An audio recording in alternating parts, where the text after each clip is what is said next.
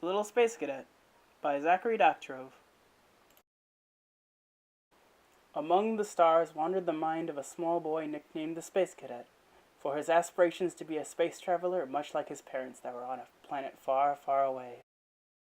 He had the finest crew of astronauts in the galaxy, yet had no ship to prove so. It was up to the Space Cadet to muster all his might into a passionate project that would allow his crew to pierce the heavens. In an admirable rush of anticipation, the cadet flung himself into a constructive frenzy to achieve this goal. The boy had an immeasurable initiative, yet that vital material was not enough to forge a rocket. Though he had created something of a ship, through brute-forcing materials together, there were glaring issues to it that all of the crew could see. "Hey, boss!" hollered the impeccable Airy, the Space Cadet's most trusted companion. "That bucket of bolts is severely misshapen and will never take off." "But how can we make this model more accurate?" pondered the boy. I have an idea. Shouted Oobleck, the engineer of the cadet's future fleet. Why not use some integration? We'll be done in no time if we use this tool accordingly. "What is this witchcraft you speak of?" said the crew in unison, for calculus was the last thing on their minds at the moment, despite their efforts focusing solely on rocket science. Well, it's used to make symmetrical 3D shapes accurately based off of the area under a function, tutored Oobleck. The cadet then walked up to Oobleck and beckoned. "We have no idea what you're talking about. Please show us what this integration stuff is." Okay, sure. Wait a second so I can sketch out the body of the rocket. It'll be the easiest part to manufacture since it's just a cylinder, Oobleck declared while prepping his instruction. Oobleck began with, "Alright, gents, look at this here line. It's flat, and the other line floats up here a few blocks above the x-axis." "Uh-huh," the two whispered. Oobleck then continued. "Then these vertical dotted lines will render a 2D shape. In this instance, we'll be using a rectangle as a cross-section, which is basically just a repeating shape we'll use in a circular manner to create the cylinder we so desire."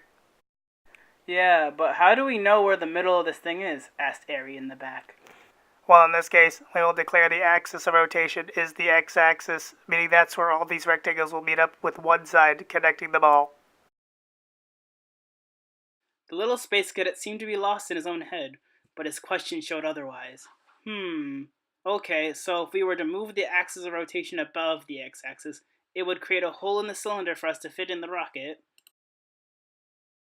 Yes, I actually hadn't thought about being inside the rocket. Well done, Cadet. I'll make sure to make that alteration to the model," appraised Oobleck.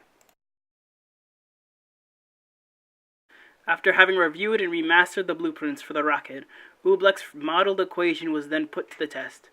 Having a 3D printer wasn't such a bad idea, after all, for the crew, as the equation was read and transcribed into the exact shape the crew required. "Astounding!" exclaimed the little Space Cadet. "Had I known of this technique before, we would be off this mudball ages ago. Thank you for your wisdom, Oobleck.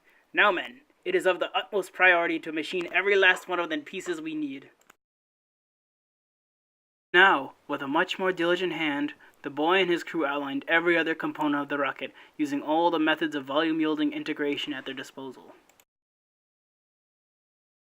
They found themselves teetering towards victory. As Oobleck directed the washer method for hollowed structures, Airy acquired a knack for using basic integration to craft the nearly flat pieces, and finally little Space Cadet was in charge of applying the disc method to forge solid prisms. Once all the ship's components had finally been made, the cadet was back into his old ways.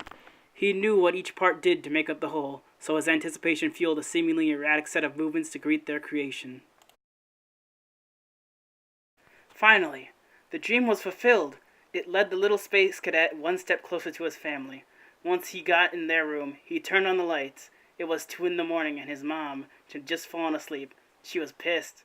She has to go to work at 5 a.m. and Tommy won't stop screaming about calculus. "Go back to bed!" "I'm trying to sleep."